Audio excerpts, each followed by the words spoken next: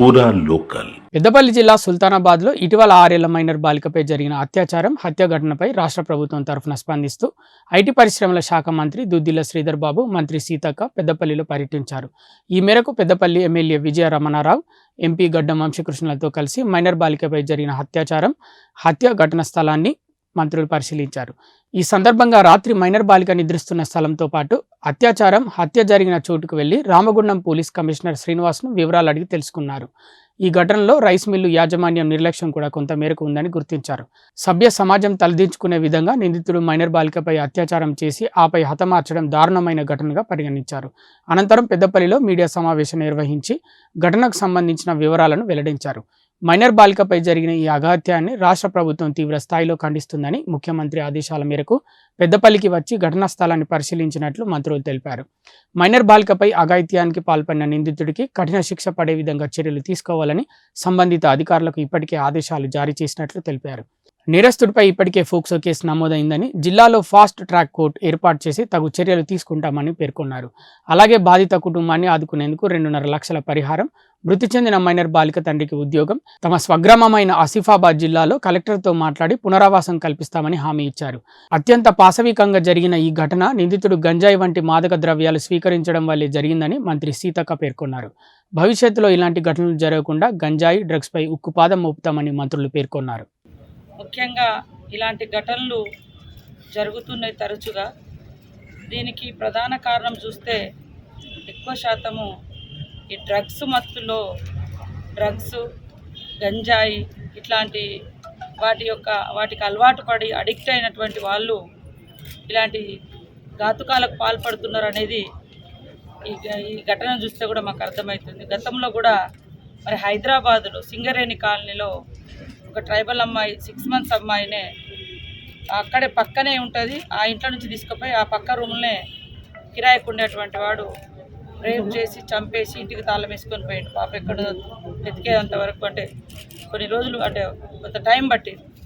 కానీ మొన్న 13వ తారీఖు నాడు మరి పెద్దపల్లి జిల్లాలో జరిగినటువంటి రైస్ మిల్లులో జరిగినటువంటి ఘటన ఎంత ఘోరం అంటే, వాడు తల్లిదండ్రుల మధ్య పడుకున్న పాపను, అంటే మన ఇంట్లోనే మనం ఉన్న కాడనే మనం ఇద్దరి మధ్య తల్లి తండ్రి సేఫ్టీలో ఉన్నదని, వాళ్ళు కూడా మా పక్కనే ఉన్నది కదా అన్నటువంటి భరోసాతో పడుకుంటే వాడు రాత్రి 11 గంటలకు వచ్చి ఎత్తుకుపోయి రేప్ చేసి చంపేసి ఇంత దారుణంగా జరిగినటువంటి ఘటన చాలా దిగ్భ్రాంతి కలిగించుతూ ఉంది.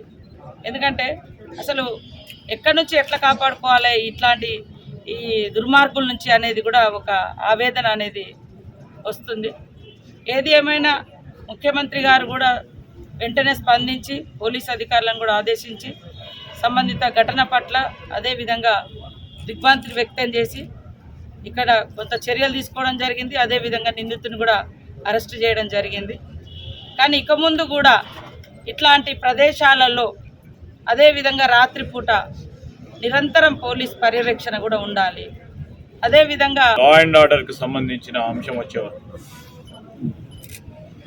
ఎక్కడ కూడా సంఘటనలను ఈ విధంగా జరగకూడదని పోలీస్ యంత్రాంగం ఎప్పటికప్పుడు చర్యలు చేపడుతున్నప్పటికీ మొన్న జరిగిన సంఘటన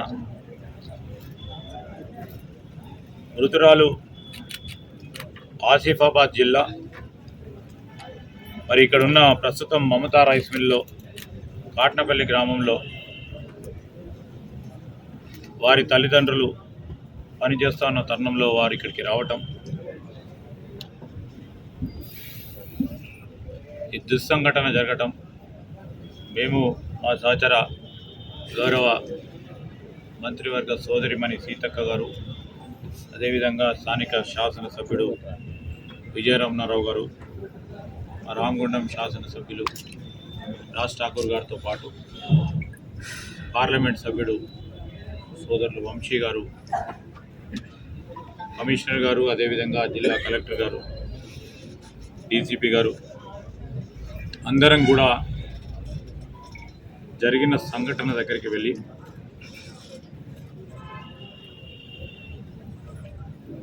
దాని తదుపరి